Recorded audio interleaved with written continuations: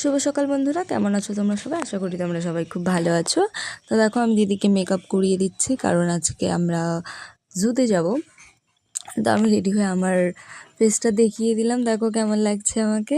খুব সুন্দর লাগছে হোয়াইট ড্রেসটা পরে। তো দেখো আমাদের এখন অনেকটা দূরে হেঁটে যেতে হবে। এর আগের ভিডিওতে আমি বলেছিলাম যে আমার বাবা একটু নিচে থাকে, তো অনেকটা উঁচুতে উঠতে হয়। তো দেখো আমি আমার বোনকে একটু জ্বালাতন করছিলাম, ও রেগে গিয়েছিল। তারপর আমরা যাচ্ছি ওপরে, মানে আমরা হেঁটে হেঁটেই যাবো বাবার এখান থেকে। যদি আমরা শর্টকাট নিই তাহলে সেটা খুব সামনে মানে কাছাকাছি পড়ে যায়।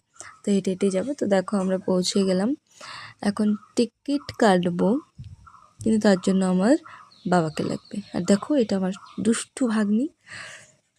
তো বাবা আসার পর আমরা টিকিট কেটে নিলাম। টিকিট কাটার পর আমরা ভেতরে চলে গেলাম।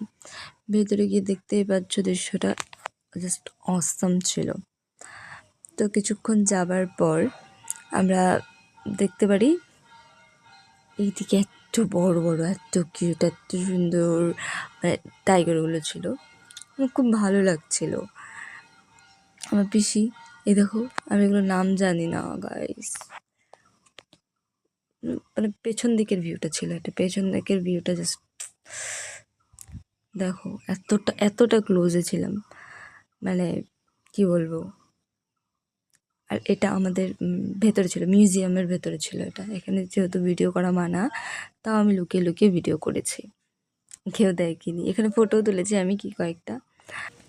তারপর আমরা বেরিয়ে গাড়িতে উঠে যাই বাড়ির উদ্দেশ্যে, মানে রুমের উদ্দেশ্যে। তো দেখো এটা ছিল আমাদের বাবার বাড়ি, সরি বাবার রুমের পাশে।